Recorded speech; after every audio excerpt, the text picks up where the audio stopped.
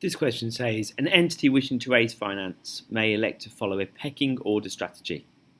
This strategy enables it to raise finance in the cheapest and easiest way first before more expensive and or more complex options are explored. Place the following in that order that is likely to be used if pecking order strategy is used. The easiest and most likely method should be placed first.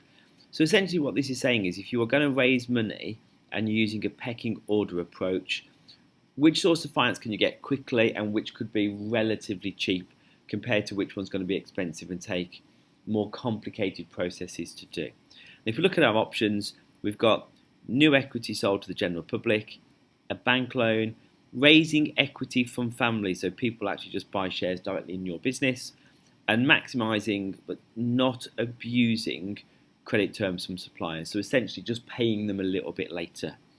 And therefore, it's D, maximising but not abusing credit terms from suppliers, is going to be the easiest one because you don't have to notify them, you could just pay them a little bit later, and very often there are no additional charges if you do so. The next one would probably be raising equity from family. You're not going to have very expensive issue costs. The demands they're going to have on your business are probably going to be relatively low. The cost of that finance is probably going to be relatively small compared to a general issue. A bank loan would probably then come next.